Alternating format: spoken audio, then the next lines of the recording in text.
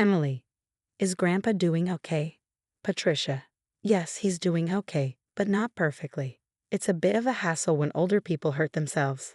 I wish they would consider how hard it is for us to take care of them. Patricia, that's not a very nice thing to say. It's alright he's not doing too well anyway. I'm not good at dealing with the needs of older people, but you're used to it, so you'll manage. The other day, my husband's grandpa, Michael, fell in the garden and hurt his leg. It's not too bad, but he's already 82 years old. Because of his age, we're making sure he stays in bed to avoid making it worse. My mother-in-law won't even go near him, let alone help take care of him. I'm Emily, 30 years old. I got married 3 years ago and live with my husband Daniel's family. My husband used to be my boss at the company where I worked, a company started by his grandpa. When I first joined 8 years ago, my father-in-law was already in charge and my grandpa-in-law was the chairman. But back then, the grandpa still handled all the big tasks and jobs in the company. 2 years ago, when Grandpa turned 80, he stayed as chairman but gave most of his public duties to my father-in-law. Michael, you've put in a lot of work over the years. Let Christopher handle the company stuff now and take it easy, my mother-in-law said with a smile. But to me, her words sounded kind of sarcastic. Grandpa-in-law can be stubborn, but he's known for being fair and kind. On the other hand, my father-in-law seems a bit immature. He doesn't speak his mind clearly and isn't as reliable as Grandpa. Plus, he always listens to whatever my mother-in-law says. My grandmother-in-law passed away before I met her. My husband and I started dating 3 years after I joined the company. He was leading our team with energy, and he seemed dependable, although a bit too sure of himself. Maybe I felt that way because I lost my dad early and grew up with just my mom. She passed away from illness 2 years ago, so now my in-laws are all I have left in terms of family. Not long after I got married, my mom got sick and needed me to take care of her, so I quit my job to be there for her. My husband's family didn't mind, and it might be because of one thing Grandpa said: it's only right to care for the mother who raised you alone. Don't worry, just take good care of her. Because of that, I could stay with my mom every day for a year without worrying about money until she passed away. My mother-in-law seemed a bit unhappy, but I was really thankful. But ever since Grandpa handed over the company to my father-in-law, things have been changing. People don't listen to Grandpa's ideas as much anymore, and I feel like they're not treating him with the same respect. At first, I thought it was just me imagining things, but seeing how my mother-in-law and husband act, it feels real. My father-in-law doesn't seem to care much, and it's like he's ignoring Grandpa now that he's basically retired. Seeing how my in-laws behave, I can't help but feel angry. Hey, Patricia, and you too, don't you think you're being a bit distant towards Grandpa? What's the problem? Grandpa tries to talk to you, and you barely answer him. You don't even try to help him out. I don't have time to deal with old people. You can take care of Grandpa. You're the one who's free. There's no need to speak like that. I'm tired from work. Don't bother me with trivial stuff. This is how it always is. No one listens to what I say, and my grandpa-in-law doesn't speak up to his family about it. Now I'm the only one who talks to him at home. Grandpa, it's a nice day today. How about we take a short walk outside? Your leg seems to be getting better, and it might be good for your recovery. Thanks. Let's go out for a bit then. We walked to the park together. Many families were there and children were playing happily. My grandfather-in-law watched them with a smile. Christopher and Daniel, just like those kids. Grandpa, I was so busy with work that I couldn't spend much time with the boys. Maybe that's why I feel like I didn't raise Christopher and Daniel properly, my grandfather-in-law said, sounding a bit sad, almost as if he was speaking to himself. Christopher is my father-in-law and Daniel is my husband. I think about how we can all be kinder to my grandfather-in-law, but I can't think of a good solution. Then my in-laws suggested building a new house for him. This house is more than 50 years old, right? It's poorly laid out and hard to use. Instead of spending money on repairs, it would be better to build a new house in a more convenient location. A new house. Michael is getting older, and while it's good he only got hurt last time, we never know what might happen in the future. So let's make the new house accessible for him, so we won't have trouble if he needs care. That makes sense. We can even put Michael's room in the middle so everyone can easily look after him. Yeah, that sounds like a good plan. All right, it's settled then. And Michael, regarding the expenses. If it's a house for all of us, I'll cover it. Talk to Mr. Jones about the finances. Classic Michael, thank you. We really appreciate it, my mother-in-law said with a happy smile. It seems like they only praise him when they need money. But if everyone takes care of my grandfather-in-law after we move to the new house, I thought there couldn't be anything better. Mr. Jones is the company's legal advisor and also manages my grandfather-in-law's personal finances. My grandfather-in-law likes his honesty and has kept him around for almost 30 years. He's 58 now and the person my grandfather-in-law trusts the most. I've met him a few times and he seems really trustworthy. He's always concerned about my grandfather-in-law's health, and sometimes I feel like he cares for him more like a son than his real sons do. Knowing there are people like him around my grandfather-in-law gives me some comfort. I didn't know exactly what kind of house they were building or where it was going to be, but my mother-in-law seemed really happy, and the three of them were looking at interior design magazines and discussing things, so it seemed like everything was going well. Then something unexpected happened. It turned out that my grandfather-in-law had a debt of $1,820,000. Wait, what's this about $1,820,000? My grandfather-in-law had co-signed a loan for a friend's company, but that company ran into trouble, and now the debt fell on my grandfather-in-law. Wait, they're not going to take the house, right? It's still under construction. Since the contract is already done, and like Patricia said, it's in the president's name, so it's okay, my mother-in-law said with relief. Oh, thank goodness. I'm glad things turned out the way I suggested. Hearing that conversation, I realized for the first time that the house was in my father-in-law's name. Even though my grandfather-in-law had paid for it, it seemed like something my mother-in-law would do. I also wondered why they didn't consider giving up the house to help pay off the debt. Hey, this debt is Michael's responsibility, not ours or the company's, right? Well, it was signed under Michael's name. Oh, okay then, no problem. I couldn't see any good in the situation. But since my grandfather-in-law didn't say anything during that conversation, I didn't say anything either. After all, it's not an amount of money I could handle. Then, a few days later, my grandfather-in-law's behavior started to change slowly. Grandpa, what do you want for lunch? Who are you calling Grandpa? I'm only 50. You have no right to call me that. Huh. Sorry, Emily, right? I was lost in thought. At first, I thought he was just lost in his thoughts. But when it kept happening, I started to feel worried. Patricia, where's my food? What are you doing? Grandpa, I'm Emily. Patricia is your daughter-in-law. You already ate your meal. I didn't eat. Are you trying to starve me? I started to wonder if my grandfather-in-law's behavior change was triggered by the huge debt, and maybe the fact that none of his family members were trying to help him made it even harder for him. What could I do to help him? I tried to take him to the hospital, but he refused to go. Perhaps he didn't want to admit that he might have dementia. I didn't want to push him, but I felt powerless on my own. I talked to my husband about it, but he just said it wasn't his problem. I couldn't rely on my mother-in-law either, so I thought my father-in-law was my only option. Yeah, Patricia told me, Daniel. They suspect it might be dementia.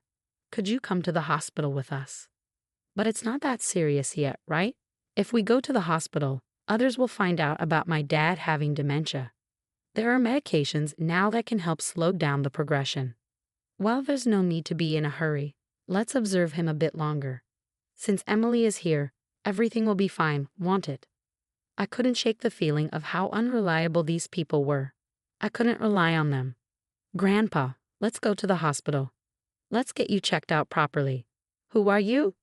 Where do you think you're taking me? You're plotting something. I almost cried, seeing how my once gentle grandfather-in-law had become so stubborn. But my mother-in-law just laughed, finding it amusing. Even if he used to be the chairman, his time is over now. Everything, even the company, belongs to Christopher. Patricia, Grandpa isn't completely out of it. He can hear everything. He'll forget everything soon. He'll start wandering, dribbling. Just the thought of it gives me chills. He's nothing but a burden now. How can you say that? Grandpa has worked hard for the family his whole life. My mother-in-law's words made me both angry and sad, but my grandfather-in-law simply smiled. See, this old man doesn't understand anything, Patricia, she said with a laugh. I was furious at my mother-in-law's callousness, But I held on to hope. Once we moved into the new house that Grandpa had helped build, maybe things would change. Maybe the family would show him gratitude and kindness. I couldn't completely let go of that faint hope. 2 months later, the house was finally finished. For days, I had been packing my in-laws' and husband's belongings while mine and my father-in-law's things remained mostly untouched. Every time I tried to pack my own things, I was given more tasks by my in-laws and husband, preventing me from making any progress. But I thought it would be okay to move the smaller items later since this house wasn't going anywhere. On moving day, after most of the stuff had been moved, I went to call my father-in-law, but my husband said, "Ah, you and Grandpa can stay here." "What? You want us to stay in this house? But we don't need any extra baggage in the new house. So from now on, you and Grandpa will live here, and I'll give you Grandpa's debt too." "Well, at least you can be a housekeeper. Come on, let's go." "Yeah, I'm coming. Good luck with paying off the debt and taking care of Grandpa." With those words, my in-laws cheerfully got into the car and drove off. I was stunned for a while. I couldn't immediately understand what had just happened. Were we just abandoned? And not just me, but my grandfather-in-law too. They were the only ones going to live in the new house. It took me a while to comprehend because it was beyond my imagination that someone could do something so cruel. When I went back into the room where my grandfather-in-law was, I felt okay about looking after him. That was my plan from the beginning. As I was getting ready to say something to him, he turned around suddenly as if he knew I was there. "Did they leave already?" he asked. His face looked very different from how it used to be just a few months ago. Honestly, he seemed like a different person. I started to say something, thinking maybe something had changed with his health. But then he smiled. His next words surprised me. "I was just talking to Mr. Jones, my grandfather-in-law. Did you finish firing the unnecessary staff, Chairman?" "Yes, all done. Shall we go?" Where are we going?" "To our new house, of course." I left my old house with my grandfather-in-law, not really understanding what was going on. The next month, I got a lot of calls from my mother-in-law and husband. My grandfather-in-law said he didn't want to talk to them anymore, but I picked up my husband's call because we were talking about getting a divorce. "Hey, Emily, is Grandpa with you?" When I went to the old house, it was up for sale. "It's not worth $1,820,000. Said you can't use it to pay off the debt." "Is that why you left?" "What do you mean?" "Let me talk to Grandpa." Dad's not answering at all. That forgetful old man has done something crazy. I knew what my husband was talking about, but I wanted to hear his perspective. Grandpa sold the company's stocks to the executive director. Because of that, the executive director became the biggest shareholder, and they held a shareholders meeting and a board meeting, and Dad got fired as president. But maybe Grandpa thought the executive director was the right person to run the company. The executive director must have tricked the old man into selling the stocks. This isn't right. You're getting something wrong. Grandpa doesn't have dementia. If anything, he seems more clear-headed than before. What? Until the day we moved, I had seriously believed that my grandfather-in-law had dementia. It turns out he had been suspicious since my mother-in-law mentioned building a house to live with him. So he came up with a plan. He pretended to have dementia to see how my in-laws and husband would react. And just as he expected, they revealed their true selves one by one. In the end, they abandoned my grandfather-in-law and me. I struggled to hold back my laughter because everything unfolded exactly as I predicted. My grandfather-in-law said, I was surprised, relieved, and a bit conflicted. "To trick your enemy, you must first trick your allies," he chuckled.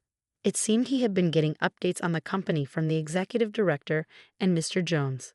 With my grandfather-in-law out of the picture, my father-in-law and husband did whatever they wanted, ignoring the opinions of the employees and using the company's funds for their own enjoyment. Even though my grandfather-in-law initially handed the company to my father-in-law, he became worried about the future and took this action. Ultimately, he decided he couldn't trust his son and left the company in the hands of the executive director. "What about the $1,820,000 debt?" my husband asked. "That's taken care of," I replied. It turned out my grandfather-in-law had guaranteed a loan for a friend's dad, but he had personal assets that covered it and more. After stepping back from the company, he invested in real estate and made a good profit. But if I had mentioned that, my mother-in-law and husband would have targeted it. That's why I only mentioned the debt. The friend's dad had helped my father-in-law in the past, and now the land he owned was going to be turned into a resort, fetching a high price. "You're joking," my husband exclaimed. "But are you guys okay?" I asked. "We're not okay. Both my father and I were ousted from the company. What do we do now?" He worried. "Well, there's also the mortgage on the house," I reminded him. "What? What do you mean, the mortgage on the house?" my husband asked, puzzled. "Haven't you figured it out yet? Grandpa was supposed to cover all the house expenses. Maybe you don't remember what he said back then," I replied. "When my mother-in-law discussed money with Grandpa, he made it clear that he would only pay if it's a house where everyone, including me, would live. Otherwise, he wouldn't contribute. Even though the house was in my father-in-law's name, Grandpa intended to pay only if everyone lived together." "That's because you assumed Grandpa would foot the bill and didn't examine the documents properly, right?" "Christopher signed without checking everything. It shows he really didn't have the qualities of a president," I remarked. "You're kidding," my husband exclaimed. Later on, my parents-in-law lost the house they had built because they couldn't keep up with the mortgage payments. Now they reside in a more than 50-year-old apartment, struggling to settle the unpaid loan. My mother-in-law and husband have been reaching out to me, suggesting we all live together, but that's not feasible anymore. My grandfather-in-law has retired from his chairman position and bought an old house in the countryside where we now live together. "Emily, you're free to live wherever you want. You don't need to worry about living expenses," my grandfather-in-law assured me, but I chose to stay with him. "If I'm not a bother, please let me stay by your side," I told him. When I expressed my feelings, tears filled my grandfather-in-law's eyes. Thanks to Mr. Jones, the divorce went through, and steps were taken to remove my ex-father-in-law and ex-husband from inheritance. I officially became my grandfather-in-law's adopted daughter. If anything happens to him, my father now, I'll be there for him till the end. Now we both find joy in working together in the fields. "Dad, check out this radish. It's huge." Under the bright sunlight, we share warm moments. I wish for these days to